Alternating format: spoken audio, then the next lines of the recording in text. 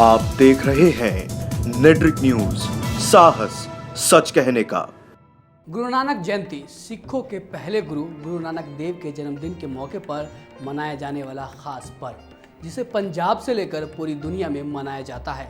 हालांकि गुरु नानक जयंती कहने के लिए तो सिख उत्सव है, लेकिन गुरु नानक जी की शिक्षा और प्रेम का ऐसा असर है कि इसे क्या हिंदू, क्या मुसलमान, क्या हिंदुस्तान, क्या पाकिस्तान, इंग्लैंड और अमेरिका में भी बड़ी श्रद्धा के साथ मनाया जाता है। गुरु नानक जयंती के विशेष मौके पर आज हम गुरु नानक जी की जिंदगी से जुड़ी वो सच्चाई बताएंगे जिसने दुनिया को बदल कर रख दिया।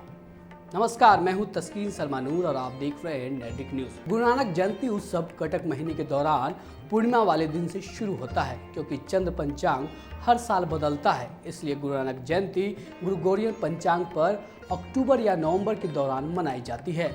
इस साल खुशी का ये दिन 23 नवंबर को पड़ा है, तो अगले साल यानी कि 2019 में गुरु नानक जयंती 12 नवंबर को मनाया जाएगा।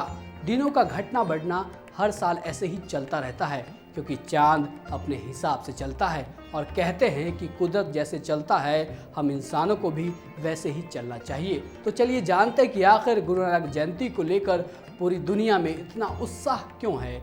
इस दिन की ऐसी क्या खासियत है कि पूरी दुनिया इस दिन को एक ख़ास दिन के तौर पर देखती है और मनाती है। इसे समझने के लिए पहले हमें गुरु नानक जी की ज़िंदगी को समझना होगा कि आखिर वो कौन थे। उनकी ज़िंदगी से जुड़ी ऐसी बहुत सी कहानियाँ हैं जिसे आप जब जानेंगे तो समझ जाएंगे कि पूरी दुनिया उन्हें इतना क्यों मानती है। आज हिंदुस्तान हिंदू मुस्लिम के बीच फंसा हुआ है। कुछ लोग हर तरफ से नफरत फैलाने में लगे हैं। आज अपने देश की जो हम तस्वीर देख रहे हैं, वो तस्वीर आज से 500 साल पहले एक ऐसे महापुरुष ने देख ली थी, जिन्होंने दोनों की नफरत को ख़त्म करने के लिए एक ऐसा रास्ता निकाला जहां हिंदू मुस्लिम दोनों धर्म के विचार एक हो जाएं। ये महान इंसान थे गुरु नानक जी। हिंदू मुस्लिम को एक करने की कहानी शुरू होती है उस वक्त से जब देश में मुगल सल्तनत नाम की कोई चीज़ नहीं थी। लेकिन आज से 500 साल पहले भी हमारे देश में मुस्लिम थे, हिंदू तो यहाँ के पूर्वज रह चुके हैं। लिहाजा जब समाज में दोनों आगे बढ़ रहे थे तो दोनों धर्म के कट्टर लोग विचार को लेकर एक दूसरे से लड़ जाते। ऐसे ही वक्त में पंजाब के तलवंडी गांव में 15 अप्रैल 1469 को गुरु नानक जी का जन्म हुआ। माँ बाप ने बड़े प्यार से नाम रखा नानक। पंजाब का तलवंडी गांव जहां गुरु नानक जी का जन्म हुआ, अब ये नानका साहिब पाकिस्तान में है, जो पाकिस्तान के लाहौर से महज 45 किलोमीटर दूर है। लेकिन ये दूरियां भारत और पाकिस्तान की वजह से कभी कभी इतनी बढ़ जाती है कि वहां पहुंचना नामुमकिन हो जाता है। गुरु नानक जी के पिता कालू राय मेहता गांव में स्थानीय राजस्व प्रशासन के अधिकारी थे और माँ तृप्ता गृहिणी थी। नन्हे नानक को जब माता पिता ने पढ़ने के लिए स्कूल भेजा तो नानक का मन स्कूल की पढ़ाई में नहीं लगता था। हालांकि वो पढ़ने में ज़हीन थे, लेकिन स्कूल की पढ़ाई उन्हें समझ में नहीं आती थी।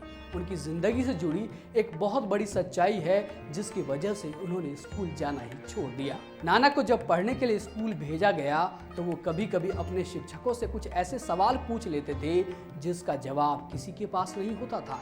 स्कूल में एक दिन टीचर ने नानक से बोर्ड पर अ लिखने के लिए कहा। नानक ने स्कूल में अ तो लिख दिया, लेकिन जब गुरु से पूछा कि अ का मतलब क्या होता है तो इसका जवाब गुरु नहीं दे पाए। ऐसी बातें स्कूल में हमेशा होती रहती थी और हर बार उनके सवाल का किसी के पास कोई जवाब नहीं होता था, जिसकी वजह से नानक का मन स्कूल में नहीं लगता था और वो गांव के पास जंगलों में चले जाते, साधु संतों के साथ वक्त बिताते, उनसे कुदरत, भगवान, ईश्वर, जीव जंतु से लेकर खूब सारी बातें करते।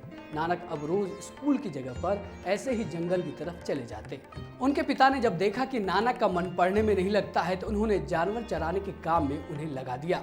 लेकिन फिर भी नानक का सोच विचार में डूबे रहना बंद नहीं हुआ। तब उनके पिता ने उन्हें व्यापार में लगा दिया। उनके लिए गांव में एक छोटी सी दुकान खुलवा दी। लेकिन यहाँ भी नानक का मन दुनियादारी में कम और इंसानियत की तरफ ज़्यादा रहता, जिसकी वजह से दुकान घाटे में आ गई। जिसके बाद माता पिता ने सोचा कि अगर नानक की शादी करा दी जाए तो शायद वो गृहस्थी में फंस जाएगा और एक अच्छा इंसान बन जाएगा।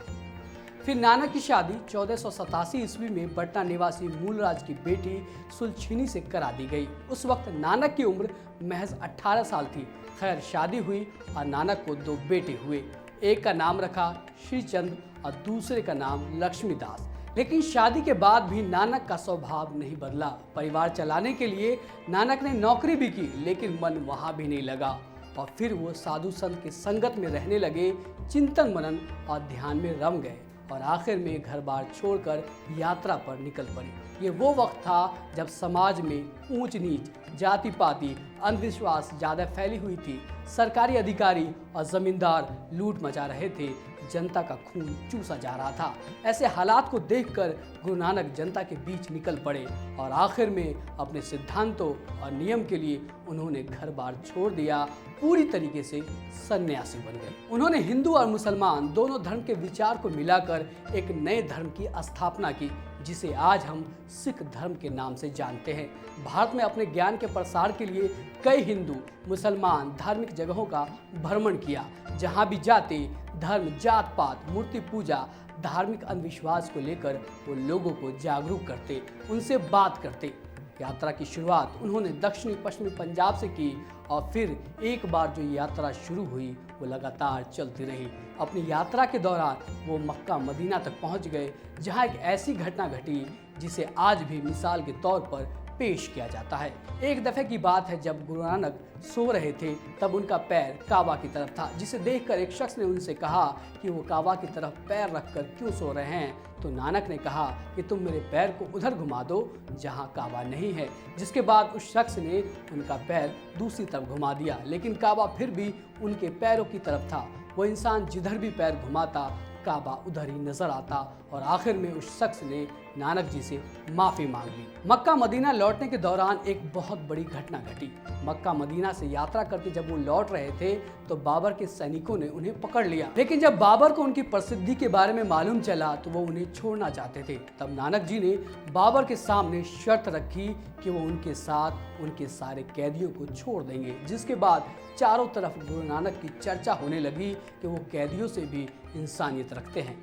कई सालों तक यात्रा करने के बाद उन्होंने करतारपुर में अपना आश्रम बनाया और अपने परिवार, अपने शिष्यों के साथ वहीं रहने लगे। इसी बीच उनके पास लाहिना नाम का एक शिष्य रहने आया, जिसने गुरु नानक की कई सालों तक सेवा की, जिससे गुरु नानक इतना प्रभावित हुए कि उन्होंने जिंदगी के आखिरी दिनों में लाहिना को गुरु अंगद के नाम से अपना उत्तराधिकारी बना दिया। और 1539 में एक दिन 70 साल की उम्र में गुरु नानक जी ज्योति ज्योत में समा गए। लेकिन जाते जाते उन्होंने दुनिया को वो संदेश दे दिया जो आज भी हमारे लिए मंत्र है, जो आज भी हमें सही रास्ता दिखाता है। गुरु नानक ने हमें बताया कि भगवान को कभी बाहर नहीं बल्कि अपने अंदर ढूंढो। कभी किसी इंसान को छोटा और बड़ा मत समझो। दुनिया में सभी धर्म जाति समान है। ईश्वर को पाने के लिए दूसरे तरह का आडंबर बेकार है। ये गुरु नानक जी की वो वाणी है जो हमेशा हमें ये बताती है कि इंसानियत क्या है, इंसान को कैसे रहना चाहिए। लेकिन अफसोस कि लोग इतनी सी बात नहीं समझ पाते हैं और एक दूसरे से लड़ते रहते हैं, जबकि लड़ाई दूसरों से नहीं बल्कि हमें अपने अंदर लड़नी चाहिए। फिलहाल के लिए इतना ही। देश और दुनिया की बाकी खबरों के लिए आप देखते रहिए नेट्रिक न्यूज़। हमारे साथ जुड़े रहने के लिए हमारे YouTube चैनल को सब्सक्राइब करें, साथ ही बेल आइकन को दबाएं। नेट्रिक न्यूज़ की खबरें सबसे पहले देखने के लिए।